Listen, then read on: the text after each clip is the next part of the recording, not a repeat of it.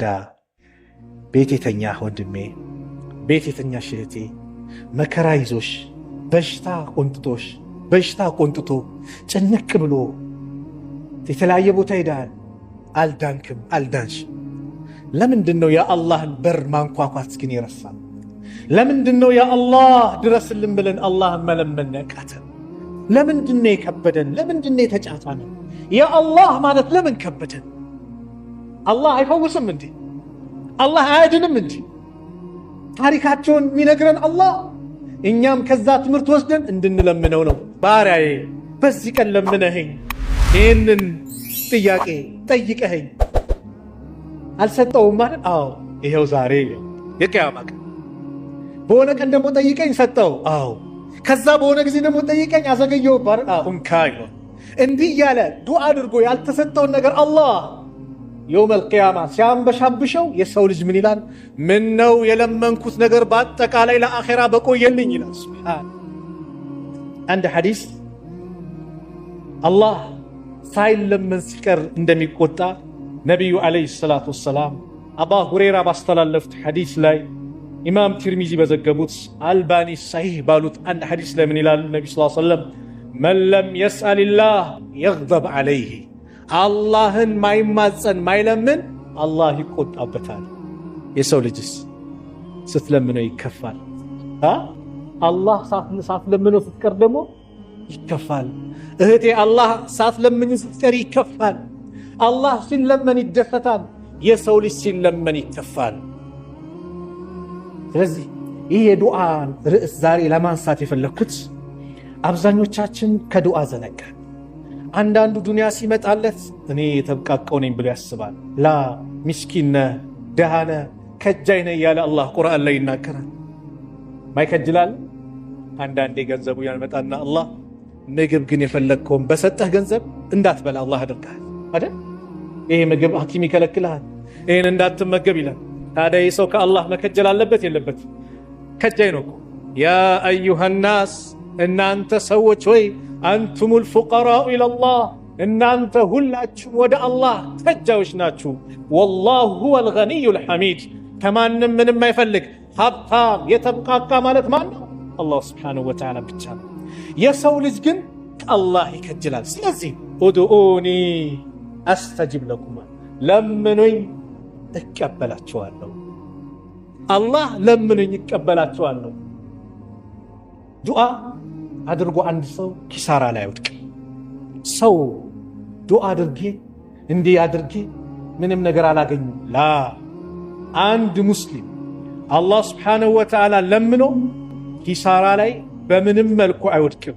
ነቢዩ ዓለይሂ ሰላቱ ወሰላም አንድ ሐዲስ ላይ ሲናገሩ ዑባደት ብኑ ሳሚት ባስተላለፉት ሐዲስ ላይ ኢማም ትርሚዚ በዘገቡት ሐዲሱን ሐሰኑን ሰሒህ ተብሎ የተዘገበ ሐዲስ ላይ ረሱል ዓለይሂ ሰላቱ ወሰላም እንዲህ አሉ። ልብ በሉ ወንድሞች፣ አንድ ሰው ዱዓ አድርጎ ባዶ አይቀር፣ ባዶ አይቀር። መግቢያችን ላይ እንዳየነው ዱዓ ሰላት እንደምንሰግደው የምናገኘው ኢባዳ አጅር። ሰላት የሚሰግደው አንድ ሰው ምንድን ከአላህ ምንዳ ለማግኘት ነገ ጀነት ለመግባት አይደለም? ዱዓም እንደዛ ነው። ነገር ግን አላህ ሌላ ተጨማሪ ስጦታ አዘጋጅ። አን ዑባደት ብኑ ሳሚት ረዲየላሁ ዐንሁ አነ ረሱለላህ ሰለላሁ ዐለይሂ ወሰለም ቃል ማ ዐለል አርድ ሙስሊሙን፣ ልብ በሉ፣ ማ ዐለል አርድ ሙስሊሙን፣ በምድር ላይ አንድ ሙስሊም የለም የድዑ ላህ ተዓላ፣ አላህን የሚለምን የሚጣራ ቢዳዕወቲን፣ አንድችን ዱዓ፣ አንድችን ጥያቄ በአንድ ዱዓው እጁን አንስቶ አላህን የሚማጸን ባሪያ የለም ኢላ አታሁ ላሁ ኢያሃ፣ አላህ ያንን የጠየቀው ነገር ቢሰጠው ቢሆን እንጂ፣ አው ሰረፈ አንሁ ሚን ሱኢን ምስለሃ፣ ወይንም ደግሞ ሌላ የሚመጣ በላ ነበረ እሱ ላይ መጥፎ ነገርን የቀለበሰለት ቢሆን እንጂ። ሁለት ማ ለም የድዑ ቢእስሚን አው ቀጢዐት ረሂሚን፣ በወንጀል እስካለመነ ዝምድና በመቁረጥን እስካለመነ ሰው ድረስ አላህ ይቀበሏል ሲሉ ፈቃለ ረጁሉ ሚነል ቀውም፣ እዛ ከነበሩ ሰው መካከል አንደኛው ሰሓባ ኢዘን ኑክሲር፣ ታዲያ አላህን ብዙን ጠይቀው እንዲህ አላቸው። አው ቃለ አላሁ አክተር፣ አላህ ብዙ አለው ጠይቀው። ዛሬ መኪና ሰጥቼህ ነገ ቤቱ ይቅርብ አይልህም። ዛሬውን ነገር ሰጥቼ ነገ ይቅርብ አይልህ፣ ይሰጥሃል። አላህን ለምነው። በሌላ ዘገባ ላይ አው የደኺረ ለሁ ሚነል አጅር ሚስለሃል፣ ያን የሚመስል አጅር ነገ የውመል ቂያማ ያከማችለታል። ስለዚህ ዱዓ አድርጎ አንድ ሰው ከሶስት አንድ አለ። የለመነው ነገር ወይ ወደ አላህ ይሰጠዋል። ሚመጣ በላ ነበር አላህ ብቻ የሚያውቀው። ስንት በላ ተቀልብሷል በህይወታችን ላይ። ንግድ ሊከስር ነበር፣ ቤት ሊቃጠል ነበር፣ የሆነ በላ እየመጣ ነበር። አላህ በዱዓህ መሰረት የጠየቀው ነገር ይቀርና ስንት የተመለሰ በላ አለ። እኛ አላወቅነው፣ አላህ ብቻ ያወቀው። ወይንም አኺራ ላይ አላህ ልክ ሰላት ሰግደህ ይኸው የሥራህ መዝገብ ተብሎ ይኸው የሰገድከው ሰላት ተብሎ መዝገብ እንደሚሰጥህ ምንዳ እንደሚሰጥህ በዱዓህም አላህ እዚህ ካልሰጠህ ነገ አኺራ ያልን ሽልማት ይሰጣል። እንደውም አንድ ሐዲስ ላይ አላህ ይተሳሰበዋል። ባሪያዬ በዚህ ቀን ለምነኸኝ ይህንን ጥያቄ ጠይቀኸኝ አልሰጠውም ማለት፣ አዎ ይኸው ዛሬ ነው የቂያማ ቀን። በሆነ ቀን ደግሞ ጠይቀኝ ሰጠው፣ አዎ ከዛ በሆነ ጊዜ ደግሞ ጠይቀኝ አዘገየው ባር እንካይ ነው። እንዲህ ያለ ዱዓ አድርጎ ያልተሰጠውን ነገር አላህ የውመል ቂያማ ሲያንበሻብሸው የሰው ልጅ ምን ይላል? ምን ነው የለመንኩት ነገር በአጠቃላይ ለአኺራ በቆየልኝ ይላል። ሱብሃንአላህ። ዱዓ አፍደሉል ዒባዳ፣ ከዒባዳው ውጭ ሁሉ በላጭ የተደረገ። ስለዚህ ወንድሞች በዱዓ ላይ አንስነፍ፣ ሁሌ አድርግ። አላህ እጅህን ልታነሳ የወፈቀ ጌታ ሊቀበል ዋስትና ወስደዋል። አላህ ይዘንልን። ሰገድን በራሳችን እንኳን አንስተን ዱዓ እናደርግ። አሰላሙ አለይኩም አሰላሙ አለይኩም ሩጫ የሆነች ሙስተጃ የሚደረግባቸው ሰዓትን እንኳን መርጠን በይነል አዛን ወልኢቃማ ያንንም እንዘነጋለን። ጭንቀት መጣ ሌላ አማራጭ እንፈልጋለን። አላህን እንረሳለን። አላህ ቁርአን ላይ የነቢያቶችን ታሪክ አላህ ነገረን። ለምን? የነቢያቶችን ታሪክ አላህ ቁርአን ላይ የገሰጸን የነገረን ለምንድን ነው?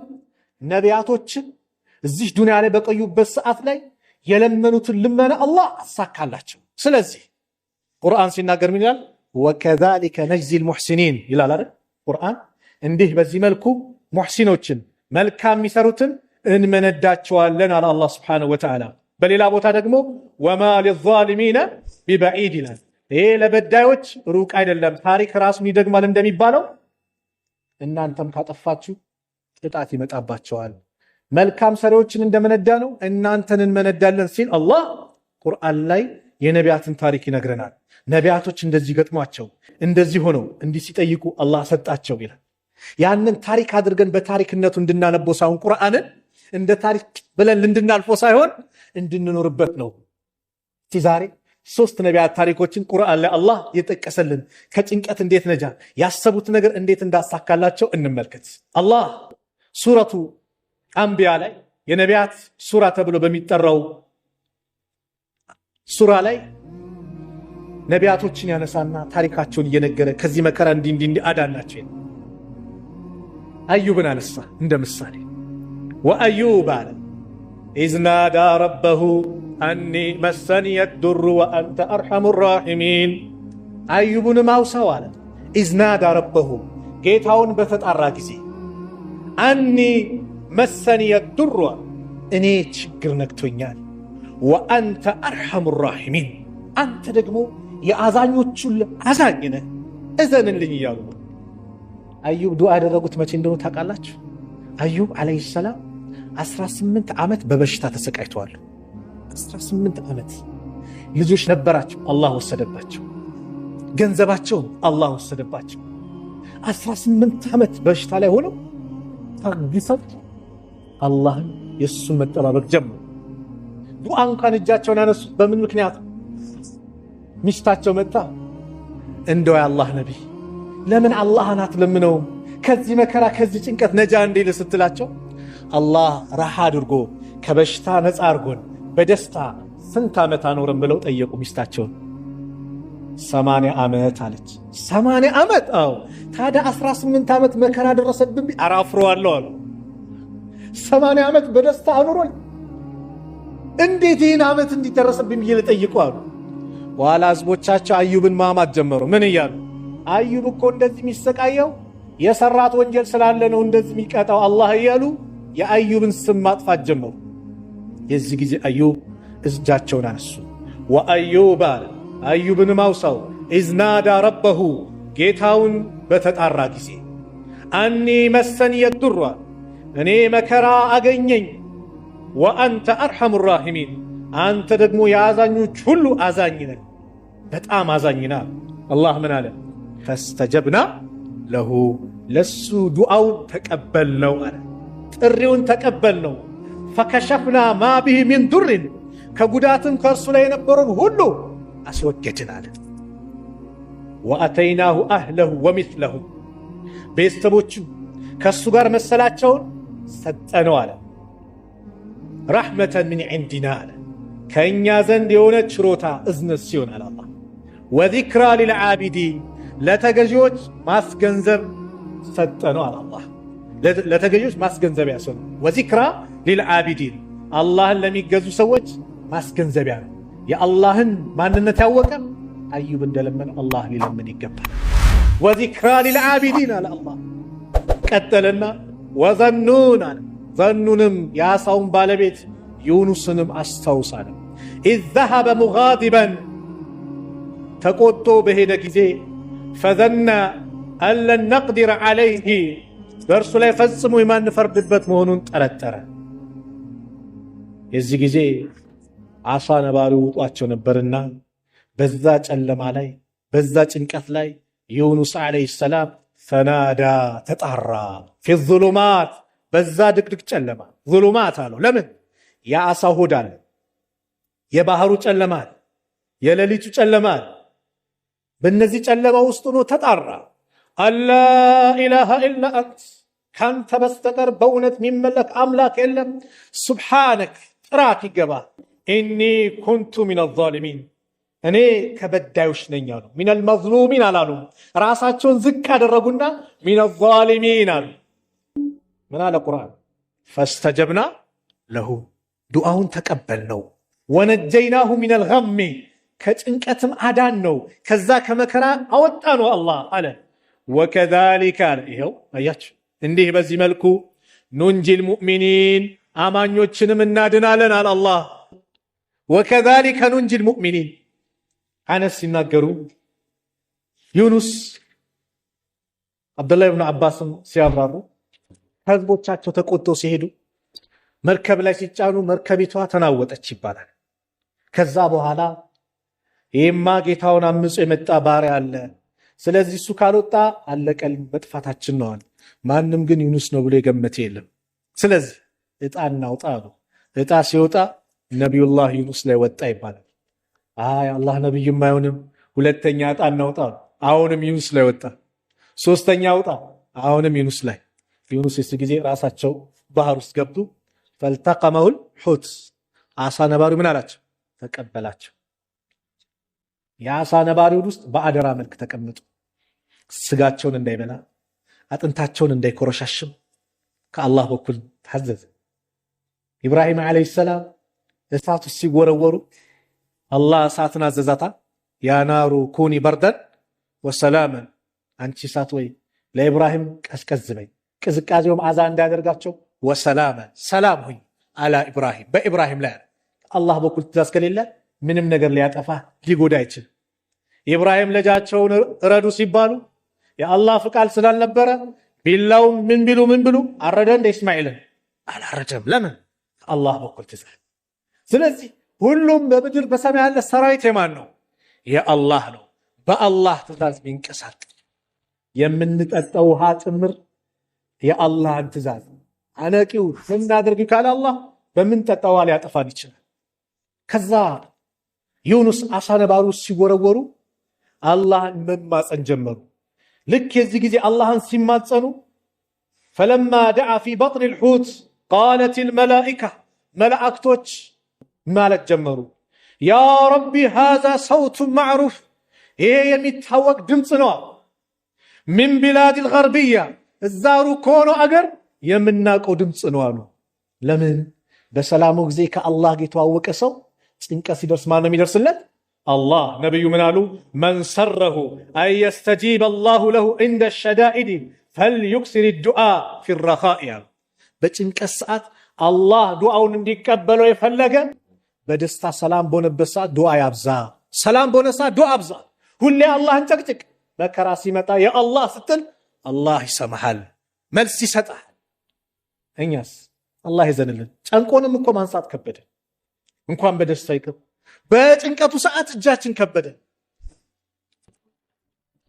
ዩኑስ የዚህ ጊዜ ሲማጸኑ መላእክቶች መጮህ ጀመሩ ይሄ ድምጽ ይታወቃል ለምን በሰላሙ ጊዜ ሁሌ አላህ ዘንድ የሚሄድ ድምጽ ነው አላህን የሚገዛ ድምጽ ነው ዚክሩን ሲያደርጉ ቁርአን ማን ነው ዱዓውን ሲያደርጉ ኸይር ነገር ሲሰሩ የሚታወቅ ድምጽ ነው فقال الله عز وجل የዚህ ጊዜ አላህ ምን አለ اما تعرفون ذلك ታዲያ ማን እንደሆነ አታውቁም እንዴ ይላል አላህ قالوا ومن هو ማን ነው እሱ አሉ ድምጹን አወቁት ማንነቱ ጠፋቸው قال عبد يونس ባሪያ እኮ ዩኑስ ነው አላቸው قال عبدك يونس ባሪያ ዩኑስ الذي لم يزل يرفع له عمل متقبل ودعوة مستجابة يا هل ጊዜ ስራው የምትቀበለው ዱዓው የምትቀበለው ዩኑስ በየጊዜው የሚማጸነህ ወደ አንተ የሚቀርበው ዩኑስ አዎ አላቸው አላህ قال نعم قالوا የዚህ ጊዜ መላእክቶች ምን አሉ ያ ረብ ጌታችን ወይ አፈላ ተርሐም ታዲያ አታዝንለትም ወይ ማ ካነ የስነኡ ፊ الرخاء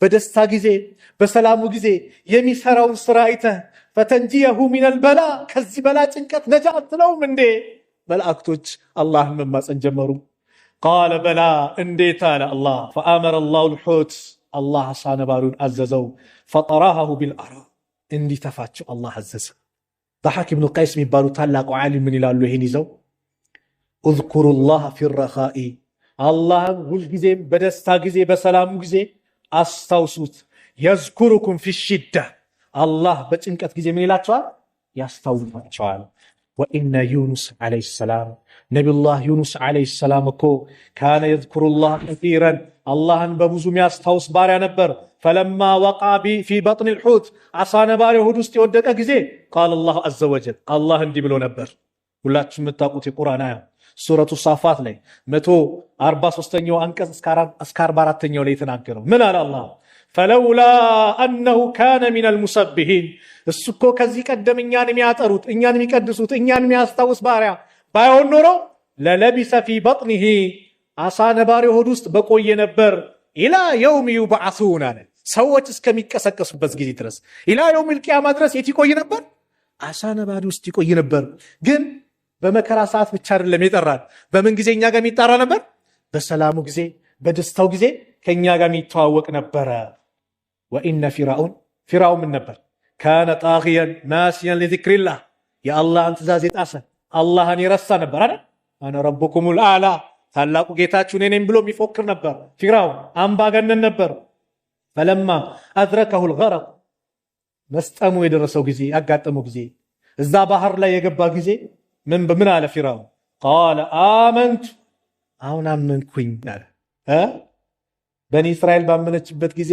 አምኛለሁ ከአንድም ሁለት ነብይ መጥቶለት فقول له قولا لينا ለዘብ ያለ ቃል አናግሩት እንዲመለስ ብሎ አላህ ነብይ ልኮለት አባብለው የተአምር አይነት አሳይተው እምቢ አለና መጨረሻ ሰዓት ላይ ሞት የመጣበት ሰዓት ላይ አሁን ተመለስኩኝ ሲል فقال الله تعالى الآن አሁን ነው እንዲህ አለው وقد عصيت قبل وكنت من المفسدين ከዚህ በፊት ስንት ማባባ መጥቶል እምቢ ብለህ አመፀህ ምድርን ከሚያበላሹት ሆነ አሁን በጭራሽ አሁንማ በሩ ተዘግቷል አለ አላህ ስለዚህ ሁሉ ጊዜ አላህ Subhanahu Wa Ta'ala በደስታ ጊዜ አላህን እንማጸን በጭንቀት ሰዓት አላህ ይደርስልናል ሶስተኛው ነብይ እንደ አብነት ማነሳው ሱረቱ አንቢያ ላይ ተጠቀሰው ዘከሪያ ነው ወዘከሪያ አለ ዘከሪያንም አውሳው إذ نادى ربه ጌታውን በተጣራ ጊዜ በለመነ ጊዜ ረቢ ጌታዬ ወይ لا تذرني فردا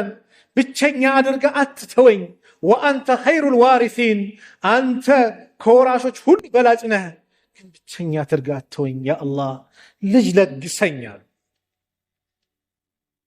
ዘከሪያ አብደላህ ኢብኑ አባስ ሲናገሩ እድሜያቸው 100 ነበር ልጅ ሲያገኙ የሚስታቸው እድሜ 99 ነበር ይላል ማሃን ነበረች መሃንነት ወይም ደግሞ መውለድ ስንት ዓመት 45 በኋላ 50 ስንት ነው ሳይንሱ የሚለው በሳይንሱ ማለት እንጂ አላህ በፈለገው ሰዓት ምን ይላል ምንም የሚሳነው ነገር የለም መሃናት ከዛም አልፎ እድሜዋ እዚህ ደርሷል ዘከሪያ አለይሂ ሰላም መርየም ጋር ሲገቡ መርየምን እንዲንከባከቡ ኃላፊነት ወስደው ነበርና መርየም ጋር በበጋ ማይገኘው ምግብ ሲገኝ በክረምቱ ማይገኘው ምግብ ሲገኝ ይሄ ነገር ከየት ነው እንዴት ነው ብሎ ሲጠይቁ قالت هذا من عند الله ይሄ ከማን ነው ከአላህ በኩል ነው ان الله يرزق من يشاء بغير حساب አላህ ባሪያውን ያለ ሂሳብ የሆነ ነገር የምታገኘው ካልኩሌት አድርገህ ስለልፈለግ አላህ ከፈለገ ባንዴ ነው የሚሰጥ ሶስት ነገር መምጫቸው አይታወቅም ይባላል እንግዶች ሶስት ነገር ቀደር ይታወቃል አላህ ነው የሚያውቀው ሞት ይታወቃል ርዝቅ ሶስት መቼ እንደሚመጣ አይታወቅም የሆነ ሰዓት ይመጣል ትላንት ባዶ ነበር ዛሬ ኪስን ይሞላዋል የለም አላጋጠመንም በህይወታችን ጭንቅ ብሎ አሰበ ሰዓት አላህ አላመጣም የሰው ልጅ ያው ይክዳል እንጂ ያማራል እንጂ ዘከሪያ አለይሂ ሰላም በዚህ ሰዓት ነው መርየምን ያን ነገር ሲመለከቱ ኢነላህ የርዙቁ መን የሻ بغير حساب ብላ ስትናገር ሁናሊከ ደዓ ዘከሪያ አለ የዛው ሰዓት ዘከሪያ ሚሕራብ ውስጥ ገባና ያ አላህ ማለት ጀመረ ማንን ሰጠው ያህያን አልሰጠውም እንዴ አልሰጠው ሰጠው እኮ አላህ فاستجبنا له تقبلنا ووهبنا له يحيى ለገስ ነው ስም አውጥቶለት አላህ ከዚህ በፊት ያልተጠራ ስም ሕያው የሆነ ማለት ነው ያህያ ብሎ አላህ ሰይሞ ነብይ እንደሚሆን አብስሮ ለገሰው واصلحنا له زوجه ሚስቱንም አበጀነለት إنهم كانوا يسارعون في الخيرات እነሱ እኮ በመልካም ነገር የሚሽቀዳደሙ ቤተሰቦች ነበሩ ويدعوننا رغبا ورهبا እኛን ጀነትን ከጅለው ይማጸኑና ረህመታችንን ከጅለው ወረሃበን ፈርተው ቅጣታችንን ወካኑ ለና ኻሺዒን እነሱ ለኛ ተዋራጆች ነበሩ የሚተናነሱ ነበሩ እነዚህ ነቢያቶችን ታሪክ ያመጣሁት አላህ ቁርአን ላይ የነቢያቶችን ታሪክ የሚዘክርልን የሚነግረን እኛም መከራ ሲመጣ ወደ አላህ እንድንዞር ነው አላህ ይጠብቀን ዛሬ አሚን በሉ ሰው ሲጨነቅ ጠንቋይ ቤት እየሄደ ነው አይደለም ጠንቋይ ጋር ይሄዳል እኮ ጠንቋይ ጋር ይሄዳል ደካማ ፍጡር ጋር አረ ድረስልኝ እንዲሆንኩኝ ይላል በላይ ይጨምራል ጠንቋዮች አጭበርባሪዎች ናቸው ይሄን ነገር አምጣ ይላል መጀመሪያ ላይ አታለለ ወይ ደግሞ በቀላል ነገር የሚፈትነ የአንድ ብር ሰንደል ያዛሃል ሰንደል አምጣ ታዛዥን አይደለህም ሂደት አመጣለህ ከዛ ወደ ሌላኛው እርከን ይሄዳል እንደዚህ የሆነ በግ ጥቁር የሆነ እንዲሆነ ዶሮ እንዲ ትእዛዙ ከባድ ነው በሱ ቁጥጥር ውስጥ ይከታል ሲለው ሴት ልጅህን አምጣ እኛ ጋር ትቆይ ይላል የሱ ባሪያ ሆኗል አካውንትን አምጣ ያመጣል ቻይና ሲሄድ ዱባይ ሲሄድ ምን ሲልቃል ያመጣ ሲሄድ ያማክራል ምን ላምጣ